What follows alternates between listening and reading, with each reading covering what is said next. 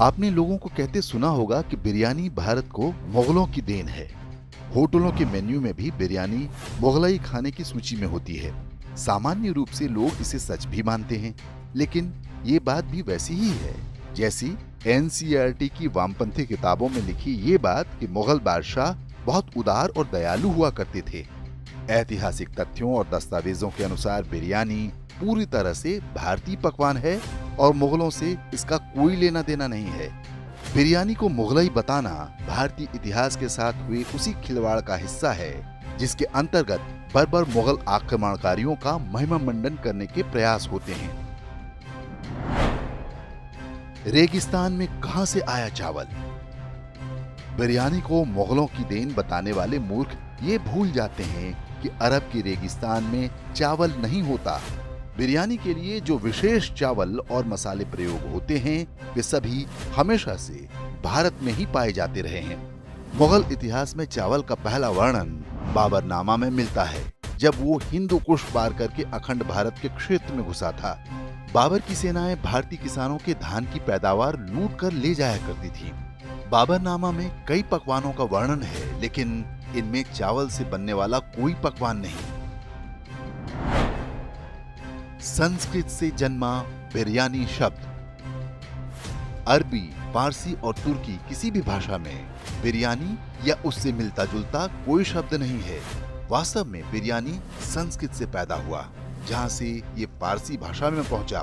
फारसी भाषा में चावल को बिरिंज या बिरिंजी कहते हैं, इसी से बिरयानी बना है। फारसी में ये सभी संस्कृत के शब्द व्रीहि से आए हैं। इस्लाम के कदम पड़ने से पहले से ही फारसी साहित्य बहुत समृद्ध रहा है।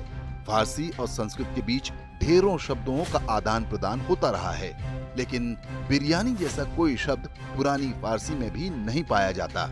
फारसी इस्लाम के जन्म से पहले की भाषा है, जो ईरान में बोली जाती थी। मुसलमानों ने वहां रहने वाले पारसियों को मारकर भगा दिया था। आश्चर्य है कि अब वो पारसियों की भाषा को इस्लामी विरासत का हिस्सा बता रहे हैं।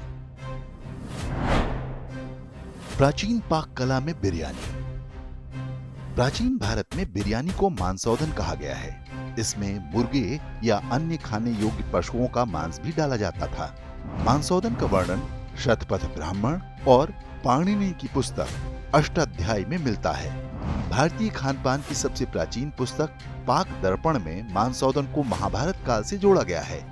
प्राचीन संस्कृत में लिखे इस ग्रंथ में मांसौधन बनाने की जो विधि लिखी गई है वो वही है जिससे आज बिरयानी बनाई जाती है।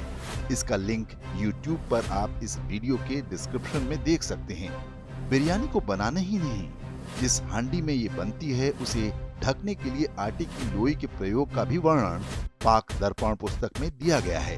भारत में कभी भी मांसाहार का सामान्य प्रचलन नहीं रहा है, इसलिए मांसौधन कभी नियमित खान पान का हिस्सा नहीं बना। कैसे मुगलई हो गई बिरयानी? 16वीं शताब्दी में आईने अकबरी में जर्द बिरिंज नामक पकवान बनाने का वर्णन मिलता है। इसे आप कथित मुगल बिरयानी का आरंभ कह सकते हैं। पहली बार बिरयानी नाम का प्रयोग 17वीं शताब्दी में लिखी गई नुस्खा-ए शाहजहानी में मिलता है, यानी मुगलों के भारत आने के 100 से अधिक वर्ष बाद कथित रूप से बिरयानी शब्द का जन्म हुआ।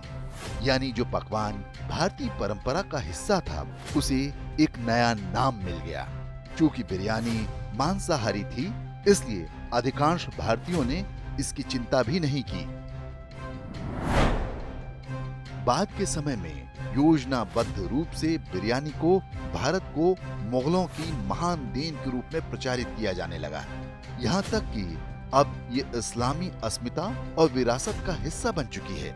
ऐसे प्रयासों पर तरस खाना चाहिए। जिन असभ्य और बर्बर लोगों ने 1400 वर्ष से हत्या, नरसंहार और लूट मार के अतिरिक्त कुछ किया ही नहीं, वो बिरयानी के नाम पर खुद को सभ्य साबित करने का प्रयास कर रहे हैं। बिरयानी को मुगलों की देन बताना उसी तरह है जैसे पाकिस्तान तक्षशिला को अपनी संस्कृति का हिस्सा बताए।